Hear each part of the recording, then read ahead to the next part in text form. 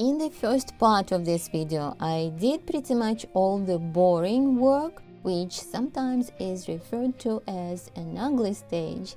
So I hope it looks a little prettier by now. And now I also am ready to start adding the sky. So we'll have all that beautiful blue as well.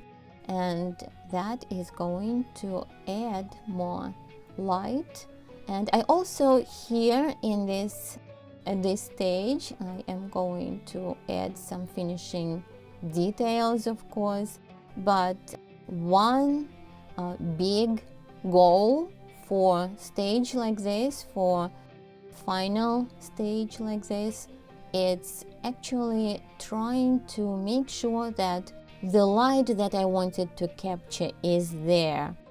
And for that, I need to make sure that the value relationships between all these different areas are correct, that my sand is as light as it is in the picture, or there's enough contrast between the shadows in the tree and the sunlit parts on the tree. And that will be important. But right now you can see I set up a little bit of that kind of lilac color at the bottom of the sky, at the horizon. And now I'm trying to have them meet with this nice, lovely blue. I'm working here with the Cherry Ludwig pastel, and I am working on the side of the stick, particularly here. So it's just a bigger, more flat area here, and nothing fussy about it. But what I will have to watch to create here in the sky is the transition from that deeper somewhat darker blue at the top to lighter blue. So you can see basically I have at the horizon I have the kind of lilac color, kind of warmer color almost, and that would be good if I suggest some lighter clouds, so those lighter lilac areas would be still looking a little bit darker. And this is not that day when we have those big kind of bulky clouds with darker areas. These clouds are pretty light, so that's why just to have this lilac color, it's going to show the volume, that there's a little bit of a volume to those clouds.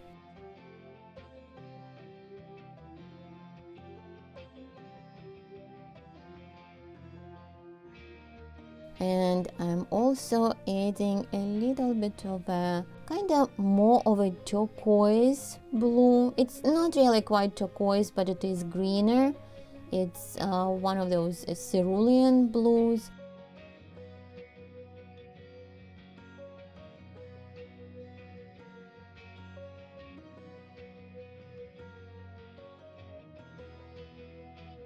And then again a little bit of an ultramarine, but it's a little lighter than what's going to be at the very top if I get there. But I think the sky is actually quite good.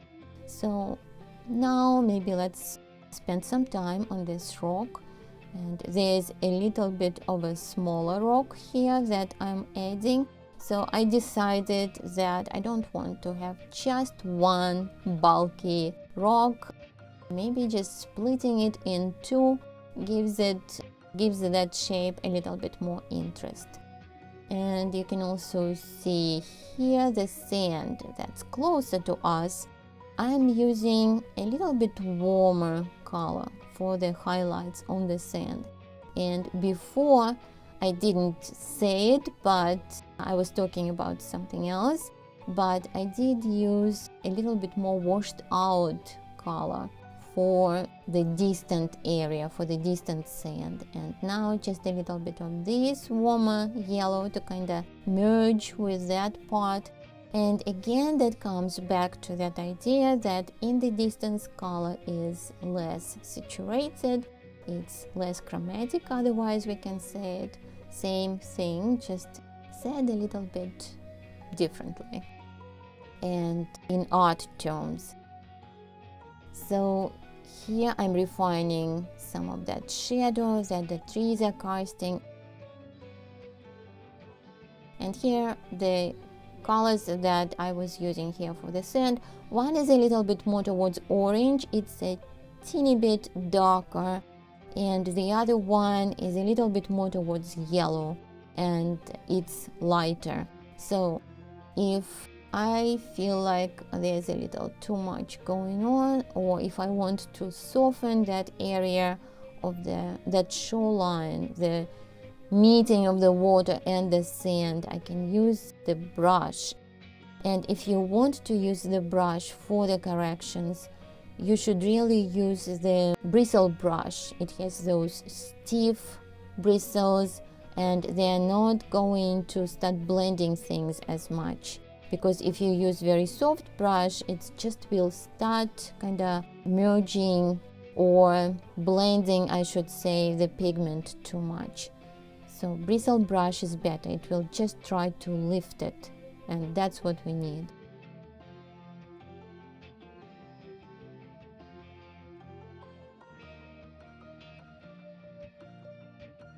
So a little bit of the purple never hurts.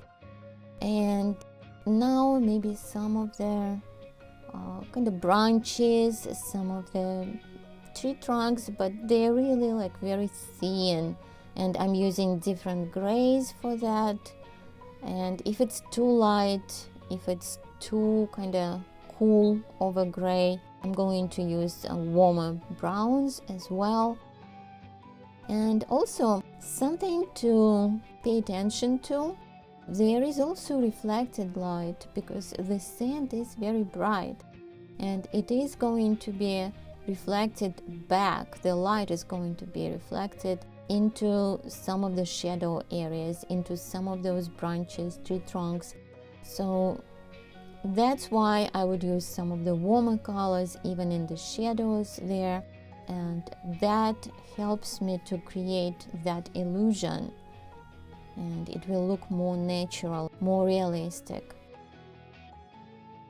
So some of the greens, before of course I just had the overall shape, the general shape, and I created the correct values pretty much. But now it's the fun part. Now I can start adding those lighter greens, and the lighter greens, that's what's going to sit on top pretty much if I don't start overworking it. So at this point I can actually start with my marks, creating the whole branches or indicating some of the leaves, maybe particularly catching the sunlight, like over here maybe. And I want to make sure I don't just end up adding them all around. There should be still some areas of shadow and some areas where those greens are kind of lighter greens are more clustered, so we don't end up with a polka dot effect. And that's why I took that green and kind of did a little bit of a blending. Not so much blending, but consolidating some of those marks. I wanted to have some expressive marks representing the leaves maybe, but others representing the whole branch. So back to that purple. If I need to carve into the area of the shadow back again, that's a great color for that. And maybe even in the distance a little bit. And if it's too much, there's always the brush, right? Maybe I need a little bit more of that duller green there. And of course the water needs to have a little bit more detail in it. Water is very thin here, but we can see those small ripple-like waves. A little bit lighter ochre is going to stand out against those cooler colors that I set up underneath. So it's going to suggest that there's a little bit of a play of light happening there along the edge of these little waves. Here I just want to add some sparkle to it, and again the same idea. First I was working with somewhat darker color, with that more yellow olive or ochre, maybe I should better say, and now I just want to add some of that kind of highlight in that area of that wave. And it's funny to even call it a wave, but it is. It's so thin, and in the distance we are not going to see that as much, but here particularly closer to us, that's where we are going to see those highlights and the waves, but in the distance it's just basically setting up the overall color.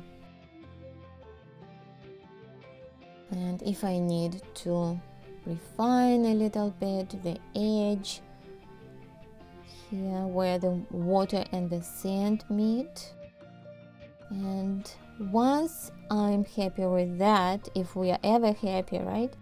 But once I feel I created enough of that base color, I'm using this blue, and that indicates the areas where the blue is reflecting into the water more. It's definitely doing it more in the distance. We have that reflection of the blue sky in the distance, but also we have it closer to us. It's very subtle, it's more subtle, but it's still there. After that, if I feel like I need to refine my shadows a little bit, same blue is okay, and I can kind of bring a little bit more life to it when the shadows are not as dark. What's happening to the shadows in a photograph, they are becoming a lot darker than they were in real life.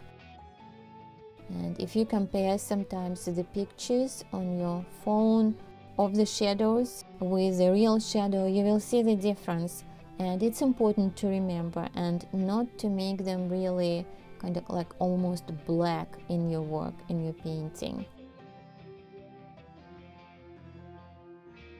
Now, if I want to push some of the spaces between the tree trunks, kind of to bring a little bit more detail into this spot, I can take a very soft, at this point I need a very soft pastel so that the color still stays, the pigment can actually still stay on the paper, because this is not sanded paper.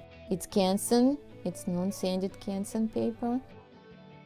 And you can see I actually managed to put a lot of layers on it and still go with it, can still go a little bit further.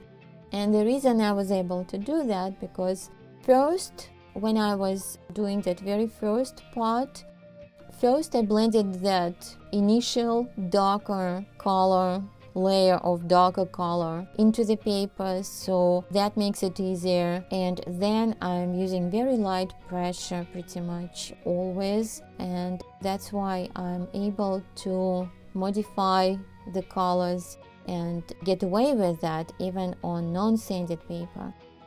Of course, I can keep working a little bit further, but like I said, the Canson paper, non-sanded paper, is not going to take much more pigment. It's time to stop, and I don't just let paper decide when to stop, of course, but I think I captured the light that I wanted, I captured the distance here, and the water is looking pretty wet, and there is a little bit of movement in it as well, with those tiny waves and sparkles on top. I like that detail. Please don't forget to like this video if you enjoyed this demo, and That's how I will see that I need to continue to make more videos like this. And if you love painting the beach, I have the video that uses entirely different technique with wet on the painting and on sanded paper. So check it out.